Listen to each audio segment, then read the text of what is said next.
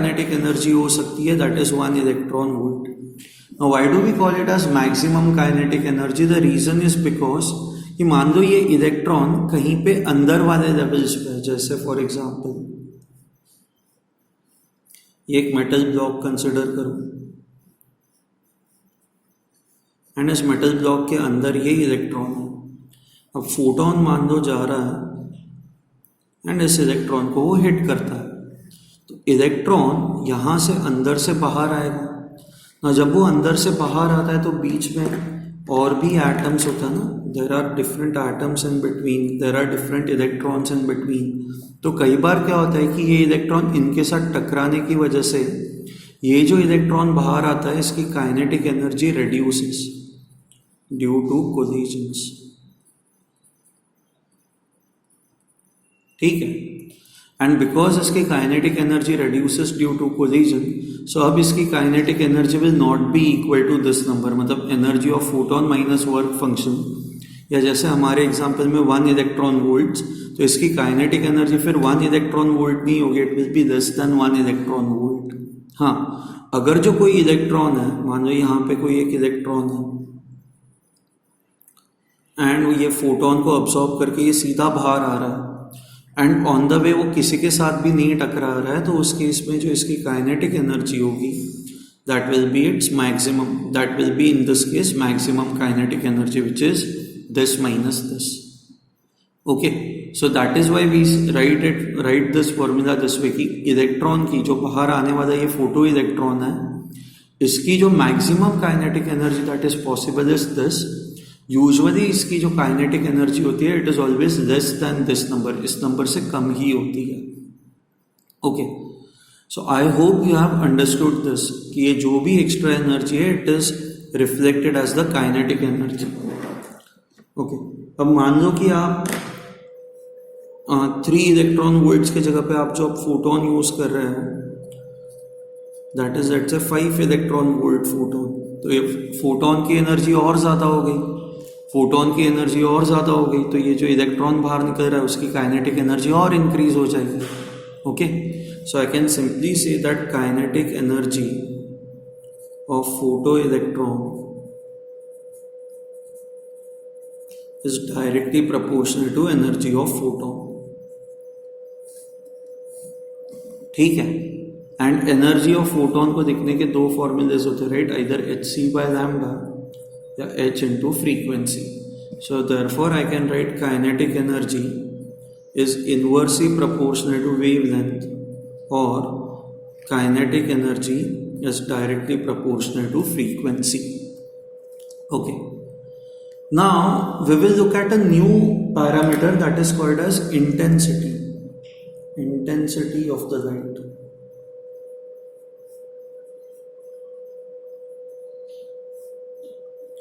Intensity का meaning ये होता है नंबर ऑफ फोटॉन्स, उसको कहा जाता है इंटेंसिटी.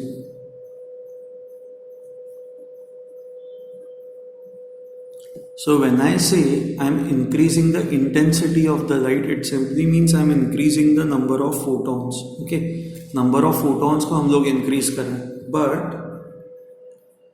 एनर्जी ऑफ 1 फोटॉन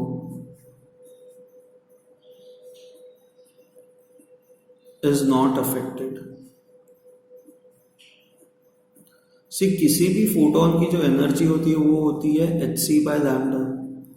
सो जब तक आप वेवलेंथ चेंज नहीं करते energy of 1 photon will not change. So when you increase the intensity of the light, आप बस नंबर ऑफ फोटॉन्स को इंक्रीज कर रहे हो, बट हर एक फोटोन की जो एनर्जी है ना वो एनर्जी हमेशा उतनी ही रहेगी, that is not going to change. Okay, so let's से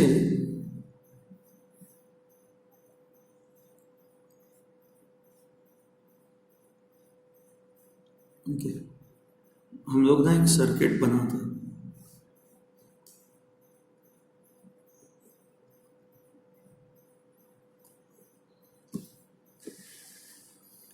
Okay, and मान लो this plate we have given, we are also connecting this to positive terminal.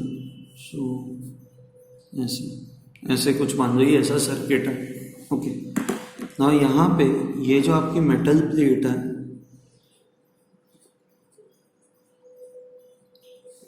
Okay, ना इस मेटल प्लेट पे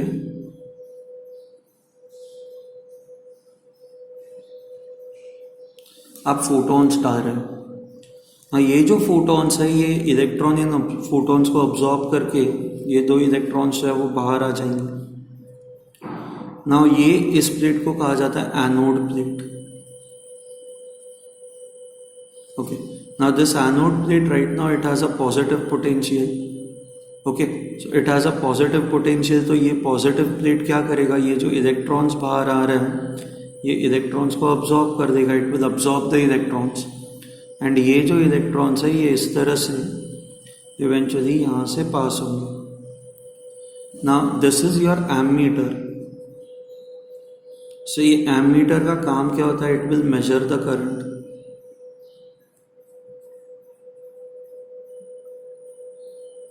सो इस करंट को कहा जाता है, यहाँ से जो ये सर्किट के अंदर करंट फ्लो होगा इस करंट को कहा जाता है फोटो करंट। क्योंकि ये करंट किसके वजह से जनरेट हो रहा है, ये फोटॉन्स के वजह से ये करंट जनरेट हो रहा है। Okay, so when you have light, when you put it on this plate, electrons would come out. ये एनोड प्लेट क्या करेगा, इन इलेक्ट्रॉन्स को अब्जॉर्ब करेगा। ये इलेक्ट्रॉन सर्किट में इस तरह से मूव होंगे। तो बेसिकली ये जो एमीटर है ये सर्किट के अंदर करंट डेवलप हो रहा है एंड ये एमीटर क्या करेगा, उस करंट को मेजर करेगा एंड जो भी उस करंट की वैल्यू होती है उसको हम लोग कहते हैं फोटो करंट। ओके, ना if I increase the intensity of the light, अगर जो मैं लाइट की इंटेंसिटी इंक्रीज कर रहा हूँ, इंटेंसिटी इंक्रीज कर रहा हूँ मतलब नंबर ऑफ फोटॉन्स में इंक्रीज कर रहा हूँ। So if I increase number of photons, तो अब क्या होगा कि पहले दो फोटॉन्स थे तो दो इलेक्ट्रॉन्स बाहर आ रहे थे, तो आपका जो भी फोटो करंट था वो दो इलेक्ट्रॉन्स के वजह से था। अब आप नंबर ऑफ फोटॉन्स को इंक्रीज कर रहे हो तो और दो इलेक्ट्रॉन्स बाहर आएंगे ना, क्योंकि हमने पढ़ा हुआ it is one photon one electron phenomena. तो और दो इलेक्ट्रॉन्स बाहर आएंगे तो आपका जो करंट है वो और इंक्रीज हो जाएगा क्योंकि number of electrons are increasing, so your photo current would increase. So now I can say when intensity of the light increases,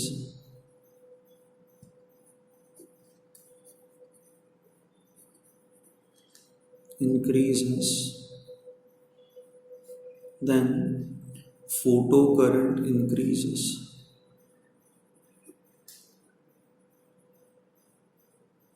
okay, intensity of the light कभी भी ये डिसाइड नहीं करेगा कि फोटो इलेक्ट्रिक इफेक्ट होगा या नहीं होगा। Okay, I repeat it. Intensity of the light cannot determine whether photoelectric effect will take place or it will not take place. Photoelectric effect होगा या नहीं होगा ये तो हमेशा बस एनर्जी ऑफ फोटोन, ये तो बस हमेशा एनर्जी ऑफ फोटोन ही डिसाइड करेगा। For photoelectric effect to take place, energy of photon has to be more than work function.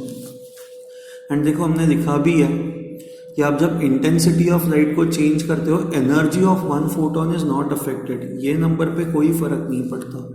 Okay, now if you talk of kinetic energy of this electron, kinetic maximum kinetic energy, this is energy of photon minus work function. जब आप intensity change करते हो तो energy of photon it is not affected, तो ये same है। अच्छा, work function वैसे ही है, मेटल प्लेट पे डिपेंड करता है तो ये भी सेम है, ये भी इंटेंसिटी की वजह से वर्क फंक्शन भी चेंज नहीं होगा, ये सेम है, ये सेम है, तो आपका K E max will also remain same. So I can say that ये जो के ई मैक्स होता है, this K E max this is unaffected by intensity of the light.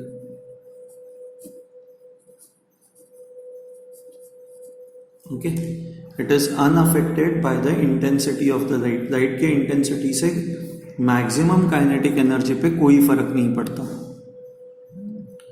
ठीक है, okay, so I hope you have understood. Intensity क्या करता है, intensity बस फोटो करंट को इंक्रीज करता है, but it does not change the energy of one photon और it does not change the kinetic maximum kinetic energy of the photoelectron. Okay, K max को अगर जो चेंज करना हो तो हमने देखा है कि दो ही चीज़ों से ये चेंज हो सकता है। इधर आप इस फोटोन की फ्रीक्वेंसी चेंज करो, ये जो फोटॉन्स हैं इनके फ्रीक्वेंसी चेंज करो, या फिर इन फोटॉन्स की आप वेवलेंथ चेंज करो। फोटोन की फ्रीक्वेंसी या वेवलेंथ चेंज करोगे तो energy of photon will change, and अगर जो एनर्जी ऑफ फोटोन चेंज हो जाती है तो के मैक्स विल चेंज। ठीक है, ओके फाइन।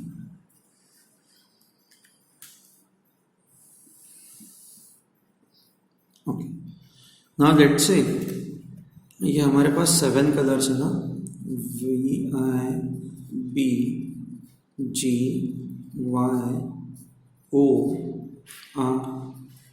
ओके, अब आपको दिया हुआ है, अच्छा हमें ये पता है कि जैसे ही आप यहाँ से यहाँ पे जाते हो फ्रीक्वेंसी इंक्रीजेस।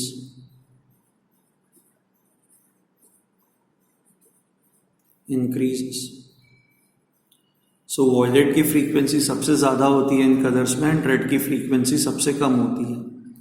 अब आपको एक स्टेटमेंट दिया जाता है, मान लो the statement is this, photo electric effect takes place using yellow light.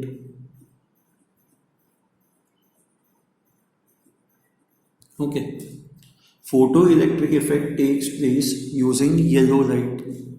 So can photoelectric effect take place using one blue light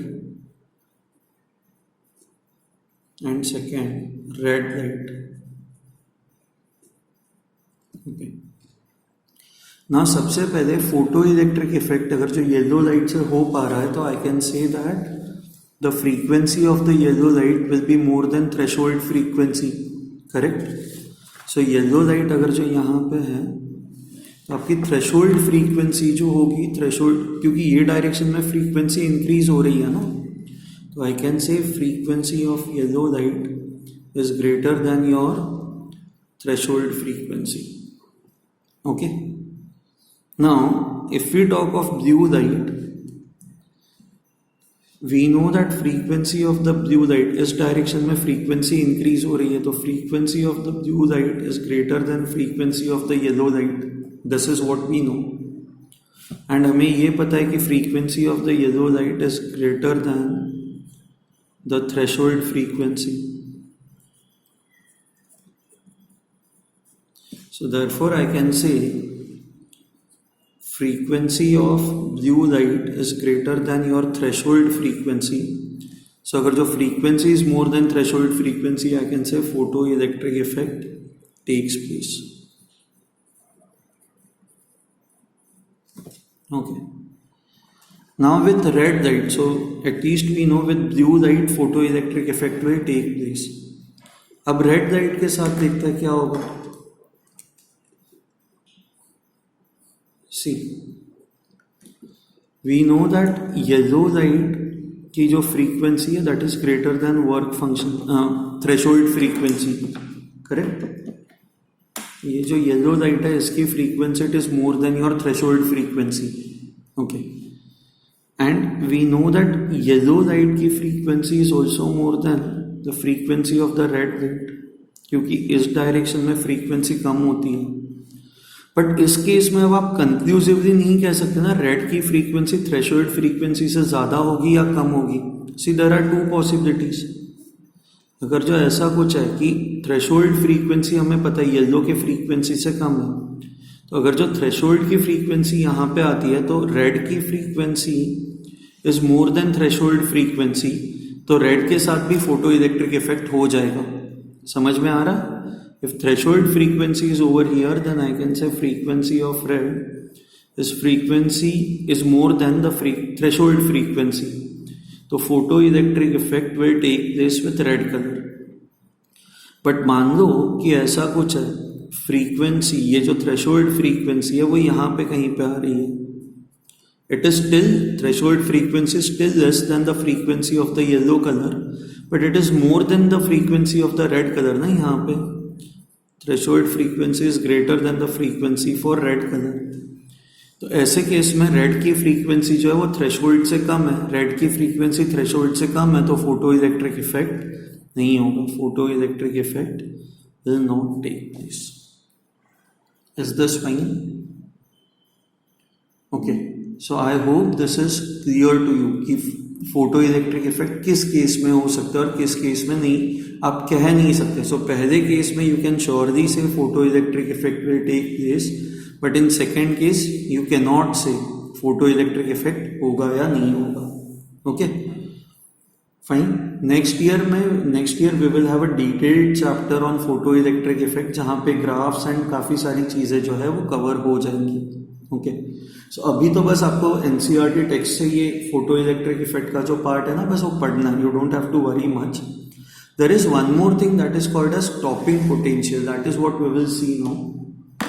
okay, stopping potential.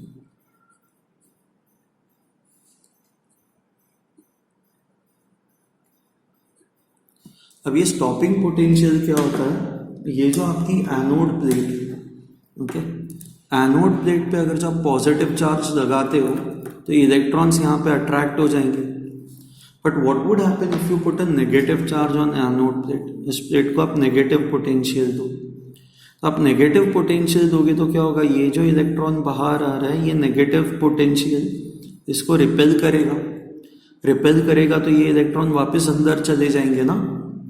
तो which means what will happen is इनकी kinetic energy भी reduce हो जाएगी, and अगर जो आप negative potential बहुत ज़्यादा लगाते हो तो ये इलेक्ट्रॉन्स बाहर ही नहीं आ पाएंगे, क्योंकि इनके वजह से रिपल्शन इतना होगा कि they will go back in, वो वापस अंदर चले जाएंगे।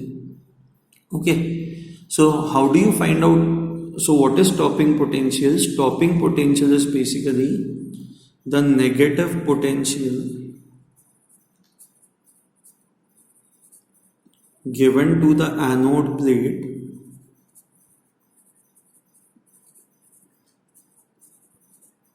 to stop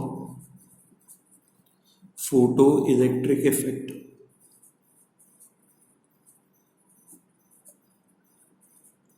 ठीक है, it is the negative potential given to the anode plate to stop photoelectric effect. ये स्टॉपिंग पोटेंशियल के लिए हम लोग Vs ये वेरिएबल यूज करते हैं। So how do you find out the value of Vs? ये stopping potential is simply equal to Ke max divided by E. Okay. So E is basically the charge 1.6 into 10 raised to minus 19 coulombs, and Ke max is the maximum kinetic energy. Okay. So this is your stopping potential. Now you can see that ये stopping potential kinetic energy पे depend करता है, and हमें ये पता है कि kinetic energy जो है it depends upon the energy of the photon. So I can say stopping potential also depends upon the energy of the photon. Now do you think kinetic energy is affected by intensity of light? Kinetic energy पे intensity के वजह से कोई फर्क पड़ता है क्या? Obviously नहीं, हमने ये लिखा हुआ है it is unaffected by the intensity of the light. तो अगर जो इस पे कोई फर्क नहीं पड़ता, इफ दिस इज अनअफेक्टेड, तो stopping potential will also be unaffected. So I can say intensity of the light has no effect on stopping potential. Okay, I hope this is clear to you. Okay, so यहाँ पे ये जो photo electric effect का part है वो खत्म होता है। ओके, हमने लास्ट टाइम ये कहा था कि और बहुत सारी चीज़ें हैं जो पार्टिकल नेचर से ही एक्सप्लेन हो पाती है। तो हमने फोटो इलेक्ट्रिक इफेक्ट तो डिटेल में पढ़ लिया, ये बाकी सारे उतना डिटेल में अभी नहीं पढ़ेंगे। ब्लैक बॉडी रेडिएशंस क्या होता है ये बस मैं आपको थोड़ा सा एक्सप्लेन कर देता हूँ। So we will look at what are black body radiations, बस शॉर्ट में ही हम लोग समझने की कोशिश करते हैं। So let's try to understand what is black body. हाँ, ब्लैक बॉडी क्या होता है? It is basically an object जो सारे रेडिएशंस को ऑब्जॉर्ब करता है। मतलब आप इस पे कोई भी इलेक्ट्रोमैग्नेटिक वेव पुट करो, you put any photon on this, इसकी फ्रीक्वेंसी कुछ भी हो सकती है, लेट्स से λ1, λ2। ये जो ब्लैक बॉडी होता है ना, ये ऐसे सारे फोटोन्स को ऑब्जॉर्ब कर देता है। सो व्हेन आई से, क्योंकि क्या होता है कि कुछ सरफेसेस ऐसे होते हैं जो रिफ्लेक्ट करता है, कुछ सरफेसेस ऐसे होते हैं कि जो ट्रांसमिट होने देता है। जैसे ग्लास है, आप ग्लास पे लाइट डालो तो लाइट पास थ्रू हो जाती है ना ग्लास से। तो there are some surfaces which are good reflectors, there are some surfaces which are good transmitters, but black body is a very very good अब्सॉर्बर।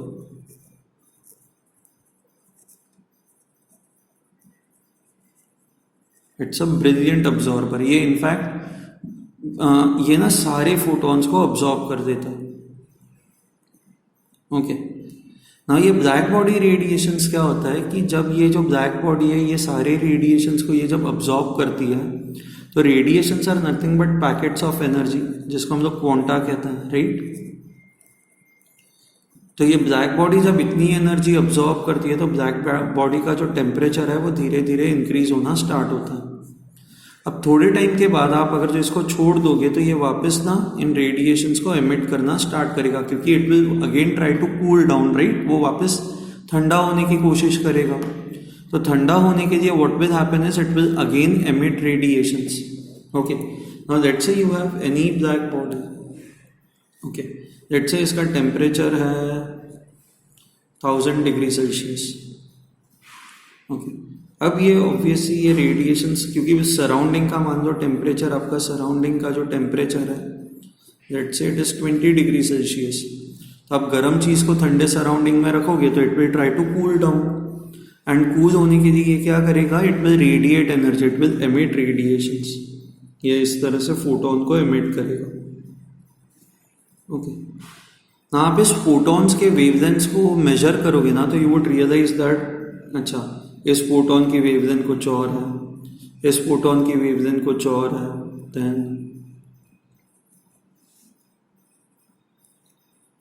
So you would find that ये λ2 wavelength के कुछ photons हैं, second इसकी भी wavelength λ2 है।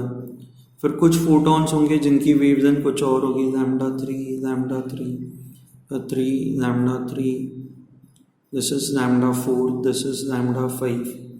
So what you see over here is different photons have different wavelengths, but एक particular wavelength ऐसी है जिसके बहुत सारे photons हैं। So λ3 wavelength के लिए you have 1, 2, 3, 4 photons, right? Or I can say, okay, the intensity, क्योंकि intensity is nothing but number of photons, so I can say the intensity is maximum for λ3. Okay, सो आप जब ये अलग अलग wavelengths को और उसके साथ आप नंबर ऑफ फोटॉन्स को या इंटेंसिटी को मेजर करते हो तो आपको जो ग्राफ मिलता है ना, वो ग्राफ ऐसा कुछ होता है। So this is intensity and this is wavelength. Okay, now in this case what happens is ये जो wavelength है it is in our case λ3, क्योंकि it is basically the wavelength for which your intensity is maximum. See, the intensity is maximum for λ3 in our case, so this is maximum intensity. So lambda max is defined as the wavelength for which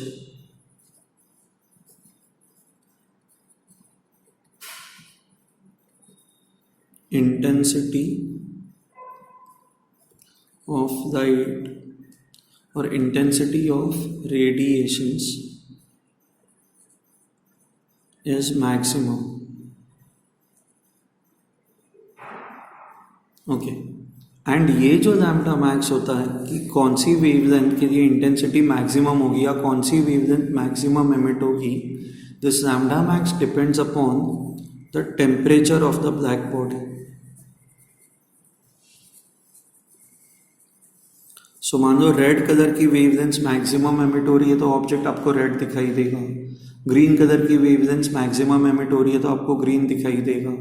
सो इसलिए ऐसा होता है कि अगर जो आप मान लो कि you have an iron ball, ठीक है, इस आयरन बॉल को आप हीट करना स्टार्ट करो, if you start heating this धीरे धीरे इसका टेम्परेचर बढ़ेगा ना, initially it will appear red to you.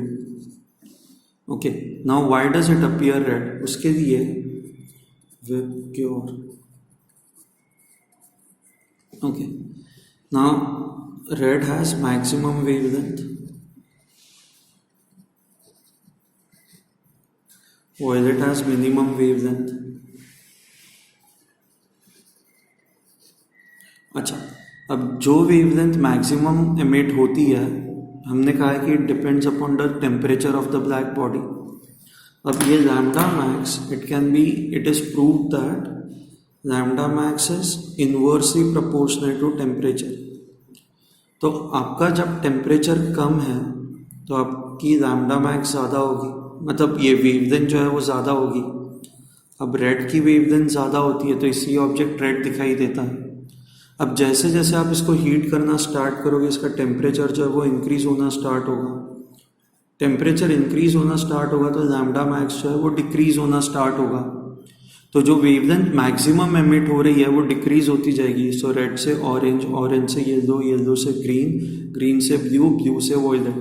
सो अब जैसे जैसे इसको हीट करना स्टार्ट करोगे ना, पहले ये रेडिश दिखाई देगा, फिर ये येलोइश हो जाएगा, फिर ये ग्रीनिश हो जाएगा, फिर ये ब्लूइश दिखाई देगा आपको, एंड फिर वॉयलेट दिखाई देगा. सो रेड के लिए, क्योंकि अब जैसे जैसे हीट करते जाओगे टेम्परेचर इंक्रीज होता जाएगा, एंड हमें पता है जैसे टेम्परेचर इंक्रीज होता है आपका वेवलेंथ जो है वो डिक्रीज होता जाएगा. सो वेवलेंथ डिक्रीज होता जाएगा, मतलब इवेंचुअली हमें पता है इस डायरेक्शन में wavelength is decreasing. Sorry, the wavelength is decreasing in this direction. Okay, so जैसे जैसे टेम्परेचर इंक्रीज होता जाएगा, that object starts appearing to you red, orange, yellow, green, blue, violet. तो जो स्टार्स होते हैं ना, स्टार्स का भी कलर, स्टार्स के जो टेम्परेचर्स होते हैं, जैसे सन का टेम्परेचर है 6000 डिग्री सेल्सियस, या ये जो टेम्परेचर्स होते हैं, आप टेम्परेचर्स पता है कैसे आइडेंटिफाई करते हो? सन से जो रेडिएशंस आ रही है, आप उन रेडिएशंस को स्टडी करते हो, and depending upon lambda max you determine the temperature. तो जो स्टार रेड होगा ना, रेड के लिए वेवलेंथ मैक्सिमम है तो टेम्परेचर कम होगा, तो आई कैन से रेड स्टार ये यूजुअली कूल होता है. एंड जैसे जैसे स्टार ग्रीन, ब्लू, वॉयलेट होता जाता है, it starts becoming hotter. So blue star will be more hot as compare to red star. ठीक है, now see this phenomenon can only be explained by particle nature of light. So that is why ये prove करता है कि light या electromagnetic waves have particle nature. ठीक है.